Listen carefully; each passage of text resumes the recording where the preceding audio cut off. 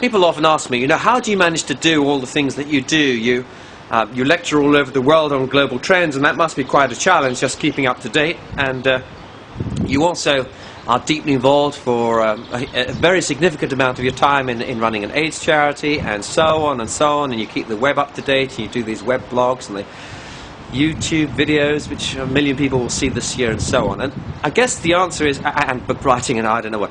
Well, I guess the answer is the 80-20 rule. What's that? The 80-20 rule is a mathematical principle that was discovered some years ago, and some decades ago, and it's basically like this.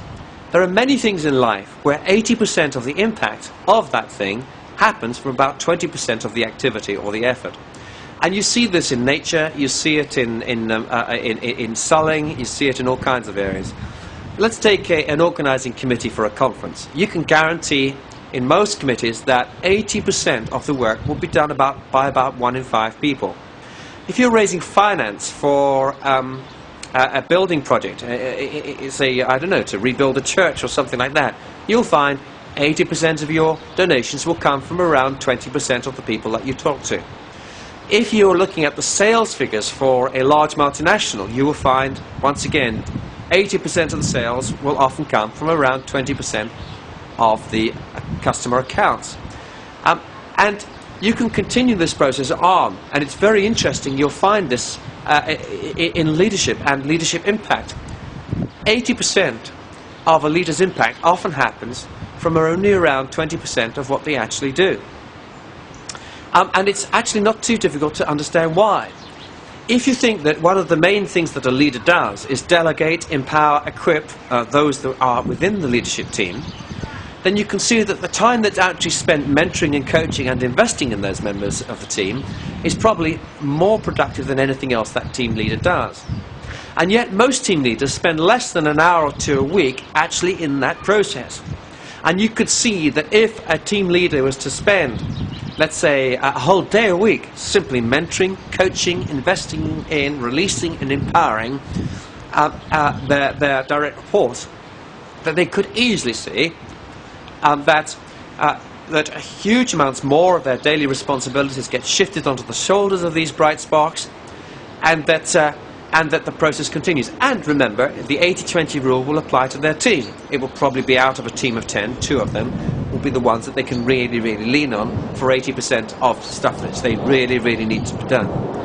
So the 80-20 rule is very important. If you can find out what the 80-20 is in your life, what is the 1/5 of your time and effort that produces 80% of your effective output and real value to other people, then you have the opportunity to look around for a slice, maybe another day a week of the stuff which is actually quite marginal but quite time consuming, and drop it out and focus on another day of the same stuff that has produced 80% of your impact already. What does that do? Well, it is going to have a massive increase in your own productivity. And think about this.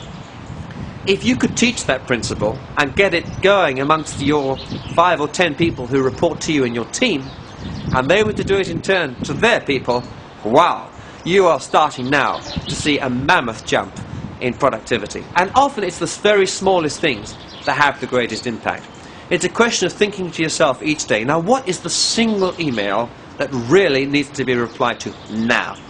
What is the one phone call that more than anything else could generate income this month for the organization? What is the one person I need to take out to lunch in the next 2 weeks that more than anyone could open big doors of opportunity for the future? It's these kinds of things which are often only 1% of our time, 0.5% of our time, and yet they generate 10, 20 or 30% of the entire impact of what you do in the long term. These things are extremely important. And I can give you many examples of this, one of which has been web building for me. It's easy to neglect it. You think, oh yes, well, there's been 10 million people up there. Maybe 1 million people watch videos this year. Well, I try and do some of it. No, I should do more. You say, well, I do an hour every so often. No, do it. Someone once said to me, you need to update one of your books. It was a book on AIDS, actually. It was one of the first books I wrote, and it was one of the books that helped lead to the formation of the International AIDS Foundation asset, which is now active in 23 countries and has been influential in mobilizing communities across the world in an effective fight against the spread of HIV and in providing care for young people and others who are sick and dying, and for orphans left behind. One of the people I know came to me and said to me, "Look, Patrick, you need to update your book AIDS and You." And I said, "Look, it's been out of print for a decade. I'm not even involved in this stuff full time anymore. There are plenty of other people that can write books. They're better qualified." And this friend kept on badgering me for 2 or 3 years, and a couple of other people did. Eventually, I decided to put aside 2 or 3 weeks with the help of a friend, and I updated it. And you know what? That book, in partnership with another non-profit organisation, ASSET has been able to give away to project workers and youth workers and others in the poorest parts of the world.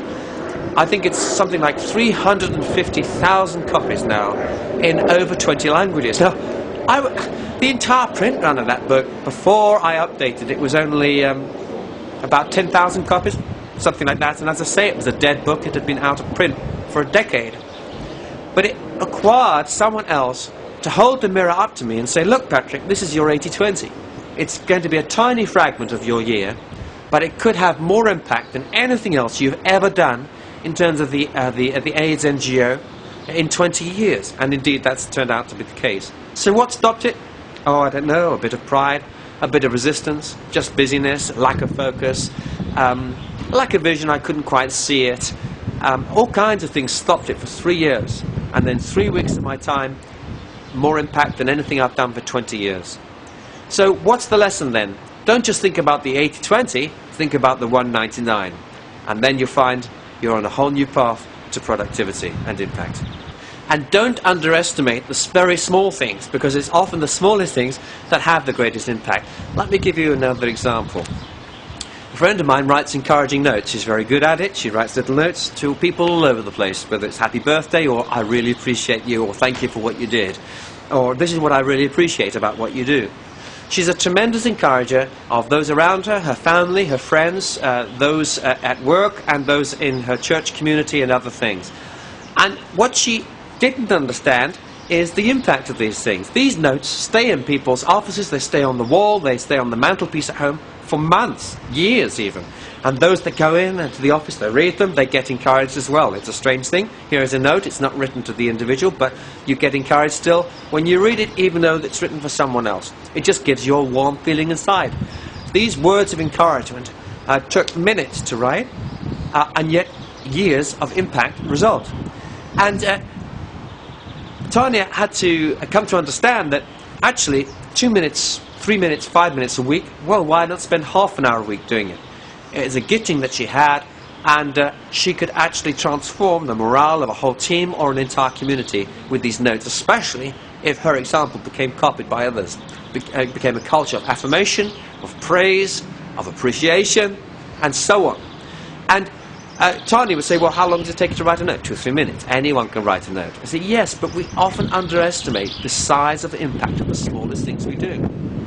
Just a little SMS to someone on the other side of the world saying, "Just thinking of you, still thinking about that presentation you gave last week. It was really good. Thank you very much. I found it so helpful." How long does it take to write an SMS like that?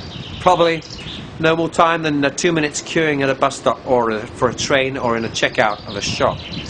But nevertheless, what's the impact on someone on the other side of the world? Could be huge. Puts a smile on their face, they think about it, and they don't delete that message for quite a while.